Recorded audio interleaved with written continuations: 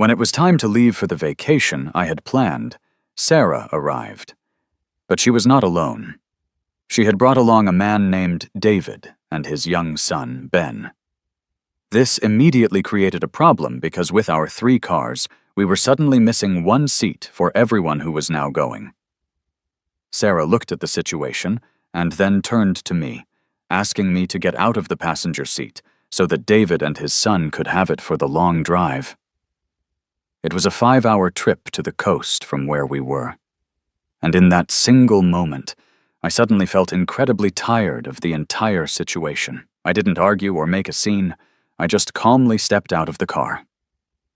I stood on the sidewalk and watched as the 3 cars drove away in a big procession, leaving me behind. Later that day, I saw from social media updates that they had arrived safely at the coast. Sarah was posting videos, and it was clear she was having a wonderful time playing by the ocean with David and his son. In one of the videos she shared, someone left a comment asking why she hadn't gone back to get me yet, since I was supposed to be on the trip too. I watched the clip closely. Sarah was in the water, patiently showing David how to swim, and she replied to the comment without much concern, saying dismissively, "Oh, Mark is easy to handle. He won't get mad about this." What she didn't realize at that moment was that I would never be angry with her again, not in the way she was used to, the moment Sarah showed up with David and his son. I already had second thoughts about going on the trip at all. David was a handsome man, dressed in a well-tailored suit, and he was holding his little boy's hand as he walked toward our group, smiling. "Mark," Sarah had said, "you invited us all to come along. Thanks so much for that." The man's smile was gentle, but I could see that it held a faint hint of provocation. He knew perfectly well that I would never, under any circumstances, have invited him. Sarah put David's luggage into the trunk of the car, then opened the back door, and suddenly she froze. There were 2 more girls sitting in the back seat. They were her friend's younger sisters, who had decided to join us at the very last minute. Seeing this, her friend rubbed her nose, looking embarrassed. "Sarah, I didn't realize you were bringing extra people." When Sarah didn't say anything right away, her friend moved to kick the 2 girls out of the back seat so there would be room. But before Sarah could speak, David spoke up. "They're at the perfect age for fun," he said. "Don't make them leave." David lowered his head, and anyone listening could hear the supposed regret in his voice. "Ben and I won't go then. You all have a great time." After taking a few steps away, he turned back. "Sarah, Ben was talking all night yesterday about how much he wanted to go on a trip. Could you send him a few pictures while you're there, okay?" A flicker of emotion crossed Sarah's eyes. She walked over to the passenger side door where I was sitting and reached out to pull me from the car. "Mark, you get out for now. I promise I'll come back and get you." In that moment, I don't know what kind of expression was on my face, but whatever it was enough to make the 2 young girls in the back get out of the car along with me. "You can have our seats, sir. We won't go," one of them said. A veiled look of sympathy flashed across their faces, mixed with a clear hint of guilt. I stared into Sarah's eyes, which were unnervingly calm, and I just laughed at myself. It looked like I wasn't going on this trip after all. I calmly took my own luggage out of the trunk, and then gently pushed the 2 girls back into the car. Before the car drove away, David, who was now sitting in my passenger seat and holding his son on his lap, gave me a triumphant little wave goodbye. Through the car window, I watched Sarah's beautiful profile as she focused on the road, and suddenly I felt so tired of it all. My gaze fell on the ring that was on Sarah's finger, the one I had put there when we got engaged. Now it just looked like an eyesore. During the 5-hour drive, David posted nearly 10 different times on his social media feed. At first it was just pictures of the scenery from the road, but most of them were shots of Sarah looking captivating as she drove with one hand on the wheel. Someone commented on one of the videos asking him, "David, Is that your girlfriend? She's gorgeous." David replied with a shy emoji, then continued posting updates of Sarah throughout the entire trip. It takes 5 hours to get to the coast from our city. When Sarah finally stopped at a rest stop along the way, she gave me a call. She told me to stay put right where I was and to wait for her to come back and pick me up. Waiting for her that long, especially under the scorching sun, was something I just couldn't do anymore. But I didn't say that to her. I even agreed to wait, because I wanted to see if Sarah would really do what she said she would. I wanted to see if she would actually come back for me. I sat on my sofa at home, watching the pendulum on the clock swing back and forth, second by second. 5 hours passed, then 6 hours, then 7. I waited until David updated his social media feed again. In the new video, he was wearing swim trunks and lounging on a floaty in the water, while the tall woman, my fiancée, stayed right by his side. Joyful laughter and a loud shout came from the video. Someone yelled, "Sarah, aren't you going to get Mark?" The woman's hand paused for a moment, which caused the man's floaty to tilt, and he swallowed a mouthful of seawater. After a moment of silence, Sarah's expression returned to normal. "It's fine if we're a little late," she said. "Mark's a good sport. He won't get mad." I closed the video before it could finish. I was certain now that she wasn't coming back for me. Then I slowly got up from the sofa and, piece by piece, took off my own engagement ring. So it wasn't my imagination after all this time. Sarah really had changed. I could no longer deceive myself, telling myself to look forward to our wedding day. I was the one who had organized this entire trip. I had booked the hotel. I had planned the itinerary. But I was the only one who didn't get to go. I felt a surge of resentment, unwilling to let that man, David, enjoy everything that I had so carefully prepared. I made a phone call to the hotel manager. Once that was done, I threw my ring down the sink drain. I let the water wash away our past, just like Sarah had done. I suppressed the dull ache and the reluctance in my heart. I told myself over and over that these feelings would eventually pass. After a long while, my heart finally settled into a state of calm. Sarah and her group spent the whole afternoon at the beach before they finally headed back to the hotel. But when they got to the front desk, they were informed that the presidential suite David was supposed to be staying in had been canceled. He was supposed to be in my room. Since I didn't end up going, canceling it was only natural. Sarah tried to book another room for David, but she was told by the staff that the hotel was completely full. They all knew that this hotel was part of my family's business. They understood that this was my doing. David's eyes grew red, and his voice choked with emotion, making him look helpless and wronged. "Is Mark angry? It's all my fault. If I hadn't been such a slow learner in the water, you wouldn't have had to spend so much time teaching me. Sarah, maybe Ben and I should just leave." Sarah's breathing became a little ragged, but not because the man in front of her was threatening to leave. She had suddenly remembered, in that moment, that she forgot to go back and pick me up. Sarah's heart softened at his act, and she refused to let them go. She grabbed David's wrist, her tone firm. "Don't be ridiculous. This has nothing to do with you. If Mark is angry, he's angry at me. You can stay in my room. I'll go back tonight." Sarah told her friends to take care of David and his son, and she started to leave without even grabbing her luggage. Her steps were more rushed than usual, but David called out to her. "Let me go back with you. If Mark's mad, I can help you explain." Sarah thought about it for a moment, and finally agreed. Knowing my personality, she probably thought I wouldn't leave until she came back.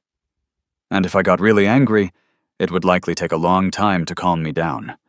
She might have thought it would be easier for two men to talk it out. So she brought David along. But his son was too young to handle another 5-hour drive, and they couldn't just leave their things behind. Another hour passed as they went back to pack up all of their belongings. Sarah, in truth, wasn't a very patient person. The fact that she was willing to sit in the car and wait an entire hour for David was telling enough. Sitting in the car, the man worried that the woman hadn't eaten all day and would get hungry. He would occasionally place a cookie in her mouth, letting her snack while she drove. I saw all of this in the 15th post David had just put on his social media feed. I forwarded the video to Sarah, and then I broke up with her. Don't bother coming back. We're over. Sarah dropped David and his son off safely at their home, before finally arriving at our designated meeting spot. But I was nowhere to be seen. Under the dim streetlights, only a few scattered cars were parked in the dead silence. In that instant, a sudden panic gripped her heart. She couldn't quite explain the feeling, but it was as if something important was about to be lost forever. That feeling peaked when she saw the text message I had sent her. Breaking up with Sarah didn't bring me the relief or joy that I had imagined. I didn't know what was wrong with me. I had already decided to let this relationship go, so why did I feel like crying right now? The fact that it ended because of David's arrival made me want to cry even more. My phone started to ring. It was Sarah. I stared blankly at the screen as it went dark, and then lit up again. When did it start? When did the Sarah who had promised to protect me for a lifetime choose to stand on David's side instead? I was 10 years old when the Kane family found me and brought me back. But when I returned to the house, there was already another boy my age living there. That day, I was wearing a faded shirt and shoes that were falling apart. I locked eyes with the boy who was standing upstairs, dressed in expensive designer children's clothes and holding a model airplane. We were worlds apart. I felt as small as dirt. I remember thinking back then that if I hadn't gotten lost all those years ago, everything he had now should have been mine. Later, I learned that the boy I envied so much, David, was just the son of our family's housekeeper. For a long time, my family excluded me. They couldn't stand the habits I'd picked up from living on the outside, and they were always comparing me to David, whom they had raised. Only Sarah, from the very beginning, had stood firmly on my side. Now, the one person who chose me was also leaving. I don't know how much time passed, but the phone was still lit up. I hit the answer button. Her usually carefree voice now held a barely perceptible tremble. "Mark, I'm downstairs. Can we talk?" Sarah was leaning against her car door, staring motionless at my window. I threw on a jacket and went downstairs to see her. There were so many things I wanted to ask her, but the moment I saw her, all the words drowned in my tear-filled eyes. Sarah rushed to embrace me, promising again and again that it would never happen again. I pushed her away. I admit I lost control in that moment. "Sarah, don't you know I can't stand David? He tries to take everything from me, don't you know that?" A flash of regret crossed Sarah's eyes. No. Today was my fault, Mark. I'm sorry. David, I'll never see him again." My vision blurred, my eyes were red, and my voice was choked with sobs I couldn't hold back. I didn't want her promises, not after all this fighting and drama. "Just go. I'll talk to my parents about calling off the engagement tomorrow. Or if you want someone else, you can tell them yourself." I didn't see Sarah's reaction, and I didn't know why I had even run down to see her. The moment I came down, I just wanted to ask one thing. Why had she suddenly given up on me? But I never got an answer to that question, only an apology. In that instant, I understood. Love was so incredibly fragile. The next morning, David brought his son, Ben, over to apologize to me. Ever since his divorce, he had been coming to my house more and more often. Whether he was officially living in the house or not, there was always a room kept for him.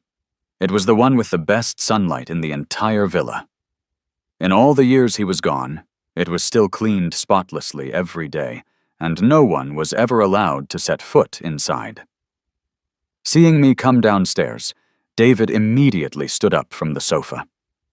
He even knocked the pudding his son was eating out of his hand. In front of my mother, his voice was soft and heart-wrenching. "Mark, Sarah asked me to apologize to you. I honestly thought you had invited me, which is why I brought Ben along. It's all my fault. Can you please stop being angry with Sarah? She was exhausted yesterday, and she had to drive all the way back at night. It's easy to get into an accident like that." I watched David's pathetic performance and retorted, "You thought I invited you? Then why was I, the one who supposedly invited you, the only one left behind?" A very strange smile appeared on David's handsome face. Then, right in front of me, he gave his son a hard pinch. The boy started crying, and my mother, not knowing what was going on, scooped him up with a pained expression. She started blaming me. "David has already moved out of the house. How long are you going to keep this up? Even if something was going on between David and Sarah, that just means you're not man enough to hold on to your woman." A bitter sting filled my nose. I mumbled, "Since none of you think this will work, let's just call off the engagement." "Fine, call it off. Who do you think you're threatening?" My sister Chloe, who was in college, ran in from the doorway with a silent Sarah following behind her. She shoved me aside and stood protectively in front of David. "Mark, don't think you can do whatever you want just because Mom and Dad feel guilty about you. As far as I'm concerned, David is my only brother. If you dare bully him again, don't blame me for what happens." No one in this family liked me. I had always known that. But this was the first time they had made their dislike so blatantly obvious. I stared at my sister for a long time. We actually look a lot alike. We should have been the closest of siblings, but now we were like enemies. I stopped talking and turned to leave. As I passed Sarah, I stopped. My smile was bitter. "Sarah, are you satisfied with David's apology to me?" A sharp pain shot through Sarah's heart. She couldn't say a word. A few days later, they called me back home after I'd run away to discuss calling off the engagement. Sarah and her parents were there. I thought the engagement would be broken off quickly, but it wasn't as simple as I had imagined. No one agreed to end it, not even Chloe, who disliked me the most. When she saw me looking at her quizzically, she rolled her eyes impatiently and snorted. "Don't think this is about you. If you call off the wedding, you'll embarrass our family." Sarah's mother took my hand, her smile not reaching her eyes. This was Sarah's fault. She saw a single father raising a child and got soft-hearted for a moment. She wasn't thinking clearly. It's not a big deal. There's no need to take it this far. My own mother was shooting me looks from the side, as if to say, "That's enough. Any more of this, and you won't be able to take it back." Everyone thought I was just competing with David, trying to get Sarah to comfort me. No one believed that I genuinely didn't want to be in this relationship anymore. After a moment of silence, I took a deep breath. "That's enough. Can't you all see Mark is at his breaking point?" Sarah strode over to me, took my hand, and led me out of the room. For a second, it gave me the illusion that she was still the only one on my side.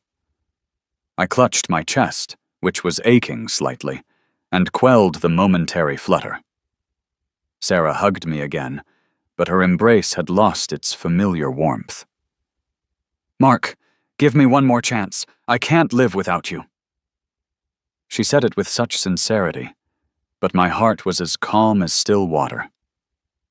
The wedding went on as planned, scheduled for the end of the year. They all thought that after so many years together, I would never let Sarah go so easily. My current indifference toward her, they assumed, was just lingering anger. But no one knew that I was secretly preparing to leave for a volunteer teaching program in the mountains. I was leaving this place all by myself. Maybe Sarah still loved me now, and leaving me behind that day was just a moment of confusion, but I wasn't willing to bet my marriage on the uncertainty that she would love me forever. Before I left, I celebrated one last birthday with the family. This time, my mother cooked herself, spending the entire day in the kitchen. My father came home early from the office. Chloe even took the day off from college and came back early, holding a birthday gift box the whole time. This birthday was the grandest celebration I'd had since returning to the family. Sarah came in with a 3-tiered birthday cake and then presented me with a watch. It was a classic design. I never knew Sarah had such good taste. I looked at the feast spread across the table and felt a faint sense of reluctance. It was nice to have one last family meal before I left. Suddenly, I noticed 2 extra sets of plates and silverware on the table. My heart sank, and a wave of sadness washed over me. My eyes instinctively turned to the closed front door, just as the doorbell rang. As expected, David and his son Ben walked in. I suddenly burst out laughing at myself for being so foolish, for still holding out hope for this family. My father came downstairs, opened his arms, and lifted David's son into the air, doting on him. Chloe jumped up from the sofa and handed the gift box to the little boy. "Happy birthday, Ben, from your auntie." The room was filled with laughter and cheerful chatter. My mother called everyone to the table for dinner. It seemed they had forgotten it was someone else's birthday, too. I stood to the side, my eyes starting to burn. Sarah appeared by my side at some point. She gently pried open my clenched fists. Her eyes held a new tenderness for me. She led me to a seat and filled my plate with food. Then, raising her voice slightly, she wished me well. "Mark, happy birthday." The room instantly fell silent, followed by the sound of chopsticks dropping to the floor. "Mark, happy birthday. I can't believe you and Ben have the same birthday. I ran into Sarah at the mall yesterday, and I was the one who helped her pick out the watch she bought for you." David flashed a smile, then showed off the identical watch on his own wrist. He dangled it in front of my eyes, as if to show it off. "What do you think? Looks great, right?" In that moment, I could feel the woman beside me tense up. She leaned in and whispered an explanation. "I didn't expect to run into him." I silently took the watch off my wrist and clenched it in my fist. "I'm hungry. Let's eat."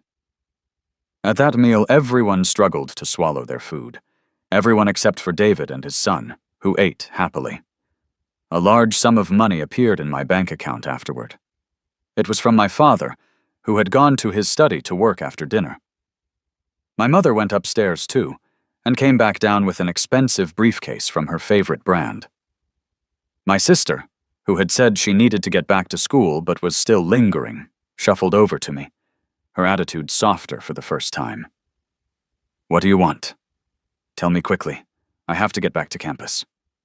"You don't have to. There's nothing I want." Fine. Good. Saves me money." With a cold face, she stormed out. Sarah, who had retrieved the watch from the trash, apologized to me again. "I'm sorry, I didn't know you'd mind. I'll buy you a new gift." A moment later, Sarah's eyes lit up. "Mark, let's go on a trip. Didn't you want to see the ocean? This time, just the 2 of us, okay?" My expression was flat. "Fine, you can plan it." After I sent Sarah away, I was the only one left in the living room. I saw the housekeeper about to throw away the birthday cake, of which only a few bites had been eaten. I stopped her, cut a part, slice with a lot of frosting, and stuck a candle in it. I made a birthday wish. May Mark find peace, joy, and a good life ahead. At 2 a.m, I was wheeling my suitcase downstairs when I ran into the housekeeper, who was in the kitchen for a glass of water. She looked at me in surprise. I just smiled at her. "I'm going on a trip with Sarah."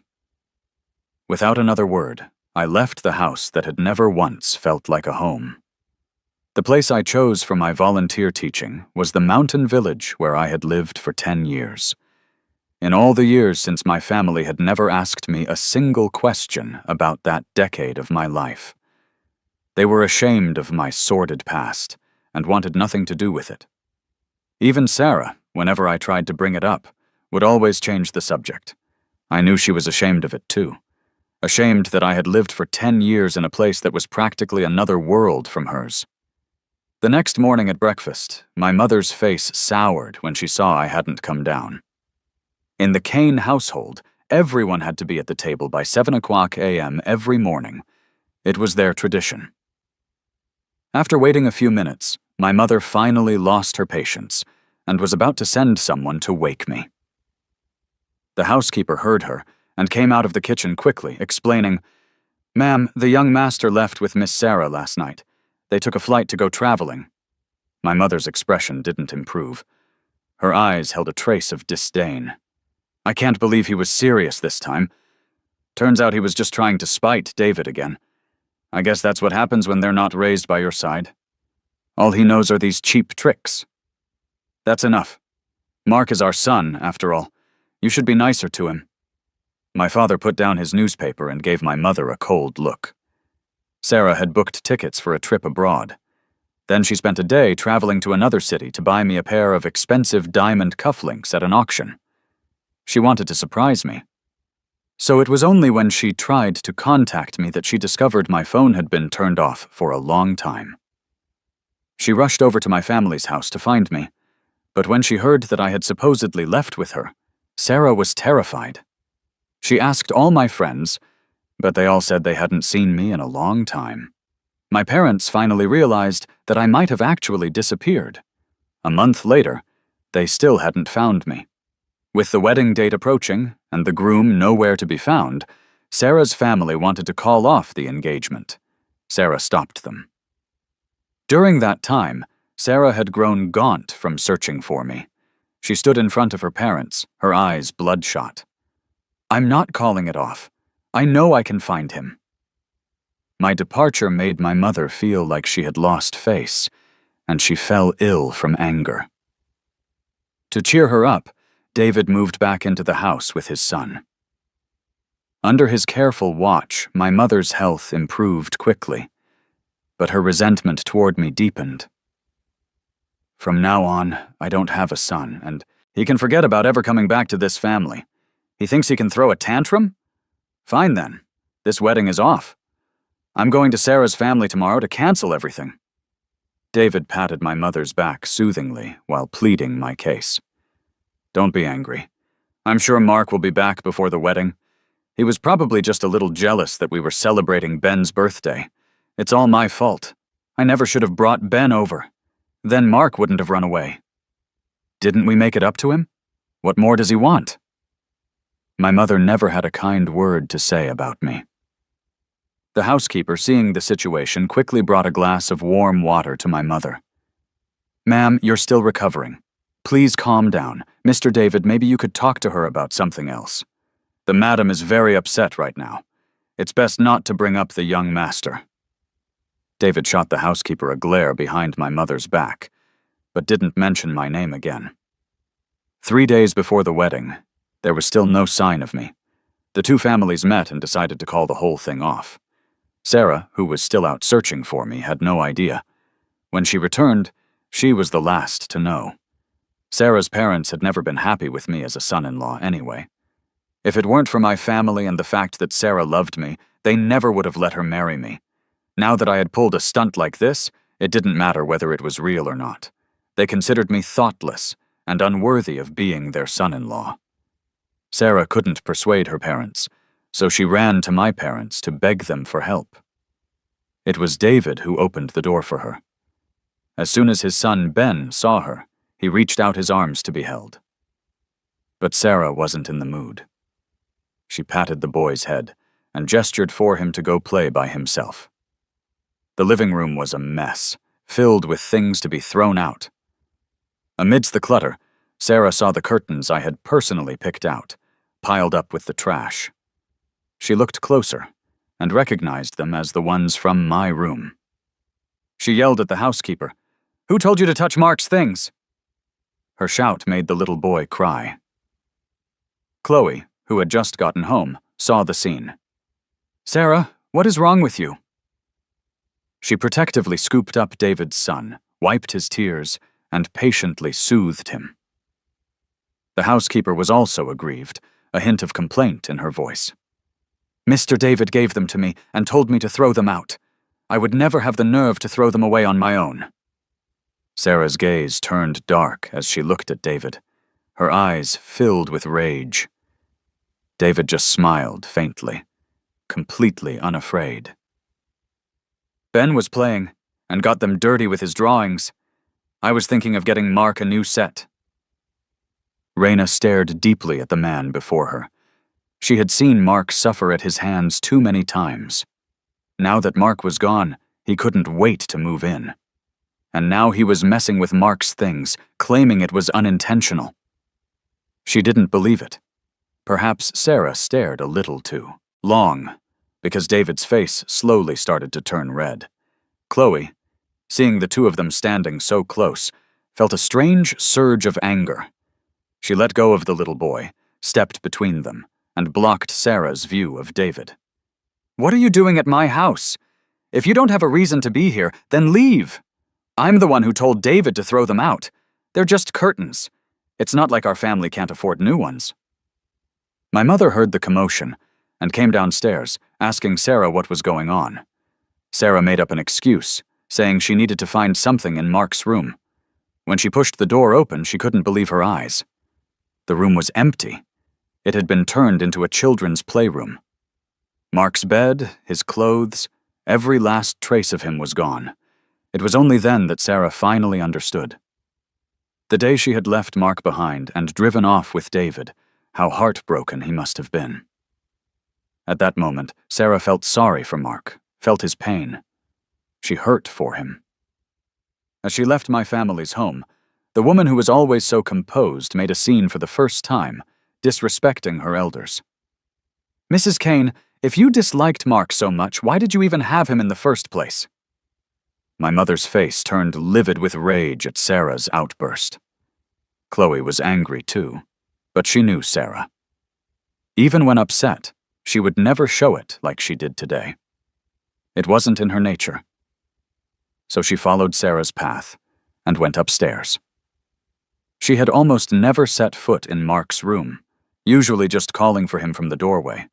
When she realized why Sarah was so furious, she found herself feeling the same way, feeling sorry for Mark. Chloe may not have acknowledged him as her brother, but Mark was a Kane. They shared a bond of blood that couldn't be severed. She wouldn't allow an outsider to bully him. My mother, leaning on David for support, also came to Mark's room. Her heart skipped a beat. The moment David's son entered the room, he started playing boisterously. It was clear he was used to it and was having a great time. The little boy ran up to my mother and Chloe as if seeking praise. "Grandma, Auntie, isn't Ben a good boy?" My mother didn't answer. She looked at David beside her, her voice betraying no emotion. "Where are the things from this room?" Seeing that my mother wasn't blaming him, David's smile widened. "I had them move everything to the basement. Ben wanted to play, and the bed and cabinets were in the way. I was afraid he'd fall. I said you could play in Mark's room. I never said you could move his things." Despite my mother's sudden turn, David still didn't seem to think it was a big deal. "But it's such a small space. How could he play without moving things out of the way? Chloe, don't you agree?" For once, Chloe didn't side with her dear brother. Her silence made David's eyes instantly turn red. He took his son's hand, and tears started to fall. "I'm sorry. I've caused you all trouble. I'll take Ben and leave right now." "Fine. It's probably for the best if you go back." Before my mother could speak, Chloe suddenly said this. She turned and called for the housekeeper to restore Mark's room to how it was. "From now on, no one is allowed in this room." From a corner where no one could see, David stared at the back of his supposed sister. His eyes were filled with venom.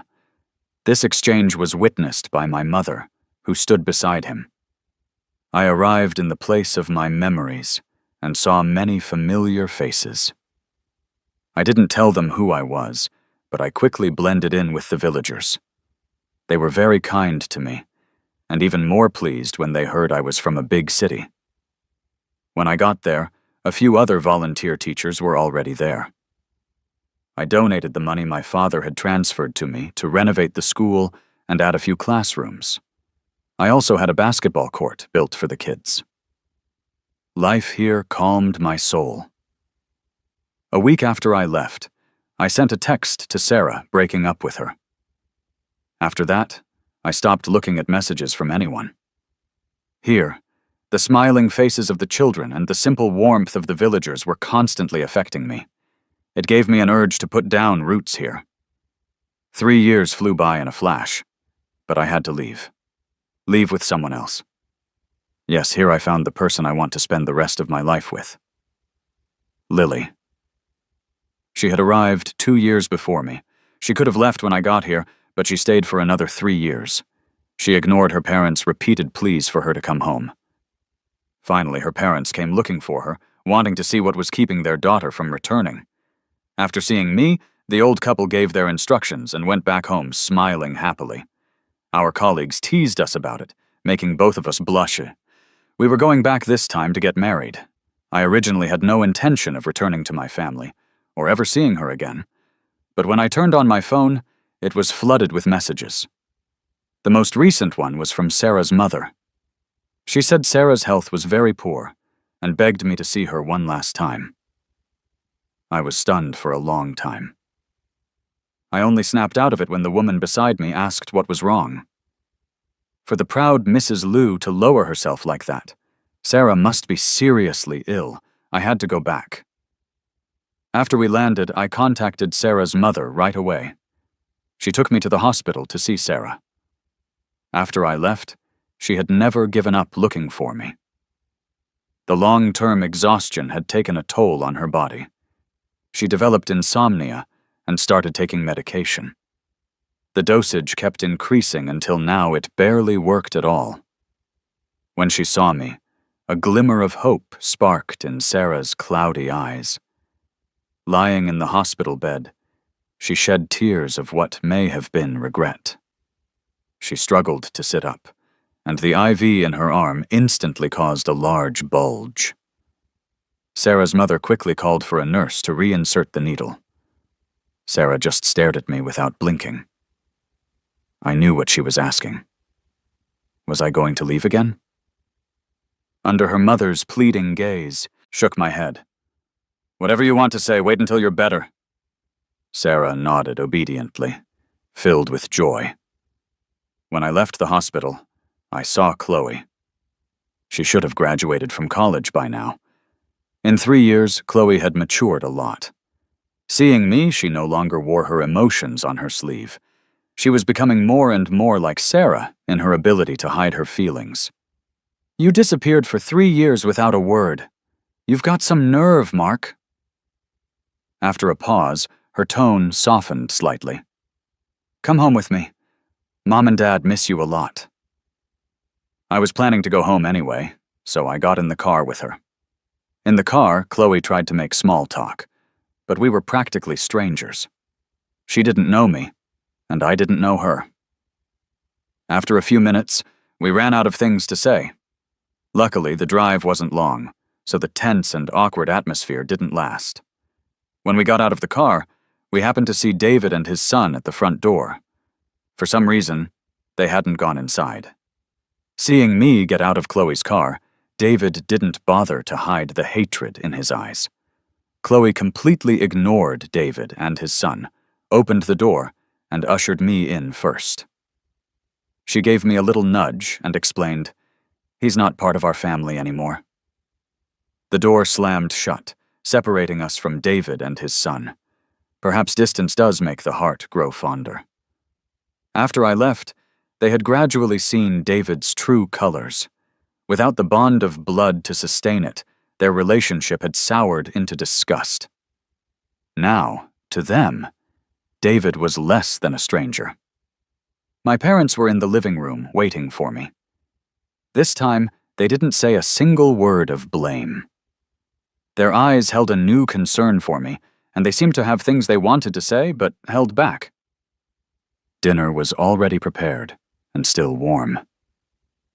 They must have known I was back the moment my plane landed, My mother served me food for the first time. When I looked up at her, she seemed a bit shy and unnatural. I heard you went to see Sarah. That poor girl has suffered a lot these past 3 years because of you. My father put down his chopsticks, thinking he was acting in my best interest. Now that you're back, you two should hurry up and get married. That won't be necessary. I'm in love with someone else. The entire family was stunned. They knew how deep my feelings for Sarah were. They thought I could never let her go so easily. I came back this time to get married. Her family is up north, so I can't stay for long. Chloe had a strong reaction, yelling at me angrily. Do you have any idea how crazy Sarah has gone looking for you these past few years? How could you leave her and find someone else? I didn't understand. Why couldn't I find someone else after breaking up with her? But I didn't want to argue. I got up and went upstairs. Sarah recovered as quickly as she could and rushed to see me, but she heard that I was getting married. The smile froze on her lips, and a deep sadness enveloped her. She looked as if she might shatter at any moment. I told them again, I'm in love with someone else. I'm getting married. Sarah staggered back a couple of steps, forcing herself to stay upright. She didn't come any closer. She quietly backed away, her frail silhouette disappearing into the desolate autumn. The falling leaves clung to her as she went. When Lily came to pick me up, she and Sarah crossed paths. It was already getting cold up north. My fiancé brought me a thick scarf and gloves and had bought me a lot of new warm clothes. The wedding was next month, and I was going to spend some time there first. My whole family came to the airport to see me off. Sarah came too. She didn't say a single word the entire time, just kept smiling. It wasn't a pretty smile. Before I left, I said one thing to her. Goodbye. On my wedding day, Sarah didn't come. I didn't ask why. My wife's parents are wonderful people. They treat me better than their own son. I now have people who love me, and people I love. Over the years, my family and I have maintained a lukewarm relationship, occasional check-ins, but no real closeness. After I got married, I never heard any news about Sarah again. Not for the rest of my life.